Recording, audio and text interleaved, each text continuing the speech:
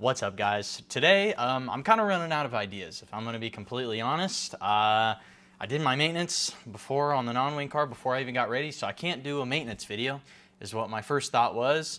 I can't do a rear end video because I did my rear ends the other day, and then they're up at the shop. My neighbor does King of Hammer off-road trucks, Cone Industries. He does hubs, rear ends, does a lot of cool stuff. Check him out. He's helping me out, so thank you to the Cone family. They're awesome. They're hooking it up, and yeah, they're getting all my rear ends done. So after a couple of crashes, so I couldn't do that. Front axles are all done. I've been building front axles. I got some good feedback on the last video of motor swapping. So today I'm thinking we're just gonna be fixing some wing valves. I have some wing valves I need to fix because I flipped twice this year and it got the wing valves both times. And I don't know, maybe some of you guys just buy new wing valves or you guys fix them yourselves, but I don't know, maybe we get some good clickbait. I got a good thumbnail with 2 race cars in the back, so let's get into it.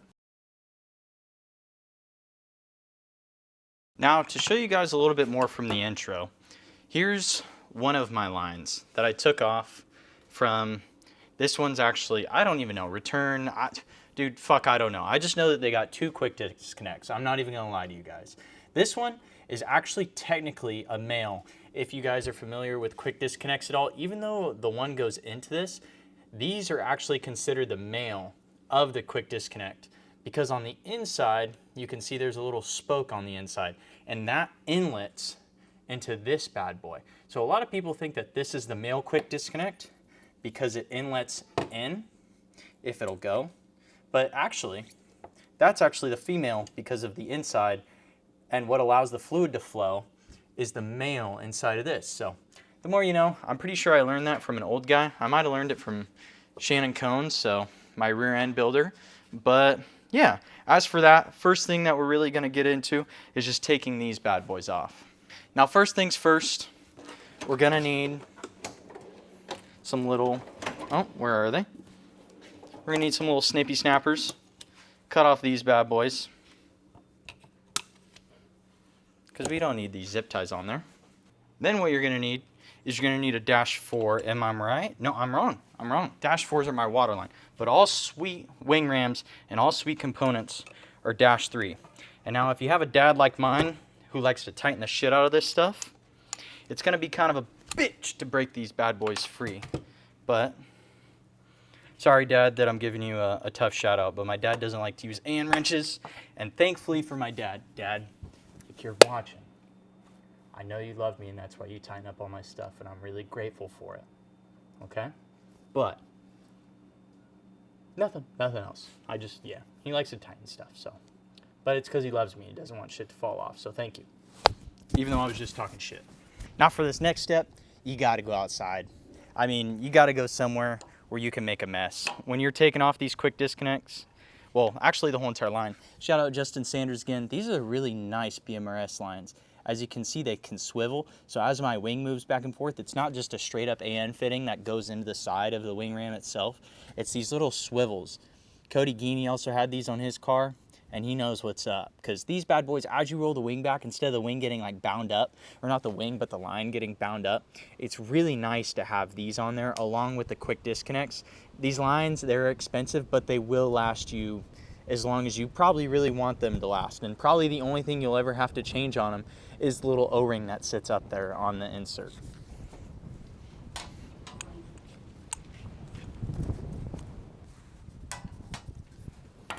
Now, I know you guys can't see my face, but I'd rather you see what I'm doing. Now, upon removal, this is where shit starts to get messy. And as I said before, this is where shit gets messy. And as you can see, oh, you guys are in the fucking splash zone. But it would be a lot. No way. I just soaked my camera. I hope you guys saw that. That's gonna be like 3D. But now, there we go. Now, as for this normally, this is pretty easy because you can go fully in and out with the wing valve, or wing ram, my bad. But yeah, we don't have that luxury because our shit's bent. Whoopsie daisies, the wind's absolutely ripping out here. I don't know if you guys can hear it. But upon removing all the fluid, Then we head back on inside into the shop, and then we're gonna take care of the manners inside of a closed environment where there's no wind and Caleb can video. Now, after making an absolute fucking mess, oh my God, if I can, after making an absolute mess all over everything that I'm gonna have to pressure wash later, if you guys can see, and I'm stepping all in it. After making a mess, you go inside. Now that there is less of a mess to be made inside, we can come inside and kind of just clean up some shit. I'm gonna be honest with you guys. I was just talking to Shannon about this, my rear end neighbor who does all the King of Hammer stuff. We were just talking, little story time for you guys while I clean these parts. But he's an old dude. He's been building rear ends and front hubs for quite some years now, and he's pretty good at what he does. He's actually really good, and he's really smart. And he says, like, the biggest thing that people ask him is, where did he get his engineering degree in order to be able to produce rear ends and front hubs and CNC stuff? And he looks at him and he says, well, I went to Atascadero High School and dropped out junior year. And that's about where he leaves the conversation at. And all these kids, like, he just got back from Willwood, and all these kids who are testing all these brake parts, because he goes to Willwood and gives them, like, pretty much advice on how to make their brakes better and fit in the end walls of these trophy trucks, buggies, and just stuff like that. And they all ask him, like, oh, wow, that's pretty great. Where'd you learn to go to school for all these ideas? And that's exactly what he tells them. But more than that, whenever they're curious and they ask him, and I asked him, and he told me, he said the main area where he learns most of his things is by fucking up. And for lack of a better term, damn, there's a lot of cussing in this video. Sorry, Cole Croft. But yeah, I'm not pretty sure. That is how I learn all of the things that I do around here. Is I make a big mess, I mess shit up, and I try and fix it. And then I'll try something different the next time. And if I continue to fuck up, I know that's not really the best way to be doing things. Especially if I'm making a mess, like changing out steering boxes. I've kind of just learned, just because I don't want to clean up power steering fluid every single time I have to take out a box, tear apart a car. So you just kind of learn by, like, okay, well, I've done it 25 times, and on the 25th time, I kind of figured out, like, okay, this is how it goes. And I think you can apply that to a lot of things in life. I think you can apply that to racing sprint cars, and just by getting better in the sprint car world, racecraft, setup, it all just boils down to, you know what, you're going to make 25 mistakes, and you're going to make 25 wrong calls, but maybe on that 26th call, you're going to make the right call, and you're going to learn something from it, and then you're going to be able to get that snowball rolling down the mountain, and it's just going to gain momentum from there. So that's my little TED Talk for the day, but back into the next step of these wing valves. Next thing you're going to want to grab is 2 fits-all wrenches. Thanks, Silva, for teaching me the fits-all term. And we're going to want to just break off these heims. I need to get a I need to get a wing valve, or not get one. I need to invest in a wing valve that is made for trunking wings. And I think since my valve is actually bent, I didn't even need 2 fits-alls. All I need is one, because this valve's not going to, or the rod's not going to be spinning all over the place on me. And then I can just wiggle this bad little boy off.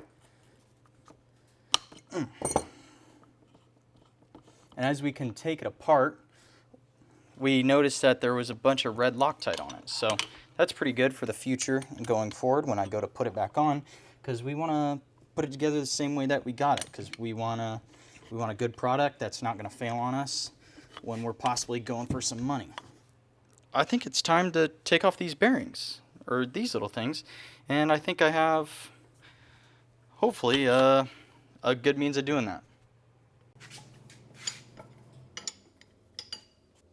Now, as for my means of doing this, I don't know if it's correct, or if you guys got a better option of proceeding with this. I didn't want to tighten the grip too tight, because I didn't want to harm the cylinder, but it's actually kind of working out pretty good.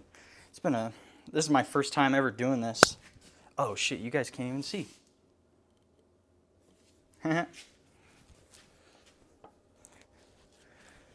But now, I'm thinking we're just gonna, I don't give a shit about scratching the top piece either, because I'm pretty sure this is all junk. Now hopefully we don't, oh, we're gonna make a fucking mess. Fuck it, you guys saw it here first on Cale Montgomery TV. And now that I'm looking at it, there's definitely some red Loctite on there. I'm gonna clean this, clean out the inside with some carb clean, and we're gonna drop in the other one. Now as for putting on the new one, I got another microfiber and I got some assembly lube. For the assembly lube, I want to just put a tiny bit. I guess I could have put power steering fluid on it. That probably wouldn't have been a bad idea, but I don't think, oh, good product placement for high performance lubricants, assembly lube. But now that we have that all squared away, the assembly lube is on, we're just kind of gonna drop this bad boy right in there. Hopefully feel the O-ring out. Get the rod down as much as possible. And we got ourselves another microfiber rag. And we're gonna take a little bit of this power steering fluid that we got, kind of just rub it all over the seal. Now for the red Loctite. There was red Loctite on it before, so that's what we're gonna go with it, but I don't really want it all to drop in there. And I'm better with my right hand. And I've never really done this before, but we're gonna put some red Loctite on my finger. And then we're just gonna kind of put a little bit on the threads. And just see how that kind of works out. And it kind of actually didn't work out too bad. What would be kind of cool if Sweet did was if they kind of had an area for a wrench to fit on there. But I think this is going to do the job just fine. We put the microfiber on it. Hopefully I'm not twisting the whole cylinder, which I'm not. And now I think we're ending its... Okay, see now a little bit of the rag got caught in the threads. Like I said, guys, this is my first time doing this. That kind of feels appropriate. I don't know, now let's just snug it. Oh, what we can do, instead of hurting the cylinder, is we can clamp it down where it goes to the frame. Hey, look at me, I'm learning as we go. I cleaned up this bad boy, put some more red Loctite inside of it. And now I do believe we need both of our fits-alls. Because what we're gonna do now is just drop this bad boy on. As you can see, all the red Loctite's pouring out just a tiny bit. I'm just gonna give it just a little bit of a I think that's butter. It all with a rag, just to kind of clean up all the excess. I don't like how that's not lined up, but I guess that's just how it is sometimes in sprint car racing. Whenever you fix shit, it's not gonna be perfect, but it'll work. Now we come back to our main station, and we're gonna be dropping the shorty in first. The shorty goes on the bottom. And now if I gotta do this again, I'm pretty aware of the fact that I don't have to take off the bottom one. And it just, that could have been bad. But it just has to be -3 tight. Then we take our long one, spaghetti the long way. And then we just start to tighten it up. Put our -3 on it. Bada bing, bada boom. Mr. Worldwide when I step in the room. God damn, I'm on one today. But yeah, that looks pretty good if I say so myself. That's a wing valve, ladies and gentlemen. And let's get the other one all fixed up. I'll boot it up real quick and we'll show you guys the finished product. All right, guys, and just like that, the wing valves are done. There's not really much to them. They're pretty simplistic. It's just like taking apart a KSE steering box. It's just a couple of O-rings, usually, that they have to replace.